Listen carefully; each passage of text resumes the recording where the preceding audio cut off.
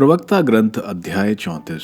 स्वप्नों की व्यर्थता। व्यर्थ आशा नासमझ व्यक्ति को धोखा देती है और सपनों के कारण मूर्खों का सिर फिर जाता है। जो सपनों का ध्यान रखता वह मानो छाया पकड़ता या हवा का पीछा करता है। स्वप्न में छाया मात्र दिखाई देता है, जैसे मुंह के सामने दर्पण में उसका प्रतिबिंब। क्या दूषण से पवित्रता और झूठ से सत्य निकल सकता है? भविष्य फल, शकुन और स्वप्न ये सब व्यर्थ और प्रसव पीड़िता की कल्पनाएं मात्र है। यदि स्वप्न सर्वोच्च प्रभु द्वारा ना भेजा गया हो तो उस पर कोई ध्यान मत दो। स्वप्नों के कारण बहुत से लोग भटक गए और उन पर भरोसा रखकर निराश हुए। झूठी बातों के बिना संहिता प्रमाणित है और ईमानदार व्यक्ति के मुख में प्रज्ञा की परिपूर्णता है। यात्राएं। जिसने दूर की यात्रा की है उसने बहुत सीख लिया और जो अनुभवी है वह ज्ञान की बातें कहता है। जिसे अनुभव नहीं वह कम जानता है, किंतु जिसने यात्रा की है वह व्यवहार कुशल है। मैंने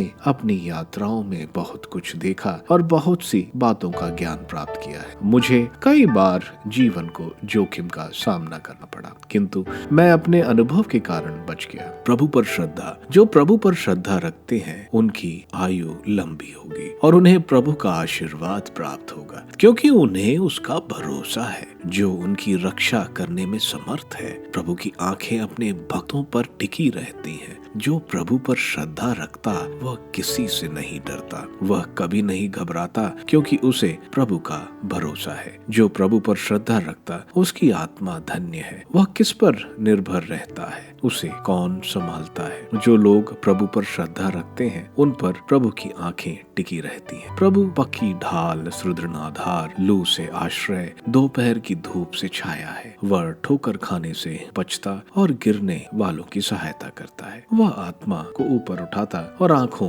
को ज्योति प्रदान करता है। सच्चा धर्म। जो प्रभु पर भरोसा रखते हैं वह उन्हें सत्य और धर्म के मार्ग पर ले चलता है। अन्याय की कमाई का चढ़ावा दूषित है। पापियों की भेंटें प्रभु का ग्रहण्य नहीं होती। सर्वोच्च प्रभु को पापियों के चढ़ावे प्रिय नहीं होते। वह बलिदानों की बहुलता के कारण पाप क्षमा नहीं करता। जो दरिद्रों की संपत्ति से बलिदान चढ़ाता है वह उस व्यक्ति जैसा है जो पिता की आंखों के सामने उसके पुत्र का वध करता है। भीख की रोटी से दरिद्र का निर्वाह होता है। जो उसे छीनता है वह रक्तपात करता है। जो अपने पड़ोसी की जीविका छीनता है वह मानो उसका वध करता है। जो मजदूर का वेतन दबाता है वह हत्यारे के बराबर है। एक निर्माण करता और दूसरा ढांच देता है, उससे क्या लाभ? दोनों ने व्यर्थ परिश्रम किया। एक आशीर्वाद और दूसरा अभिशाप देता है। ईश्वर को किसकी बात माननी चाहिए? कोई शव स्पर्श कर नहाता और फिर शव स्पर्श करता है तो उसे नहाने से क्या लाभ? यही उस व्यक्ति की दशा है जो अपने पापों के लिए अनशन करता है और उसके बाद जाकर फिर वही पाप करता है।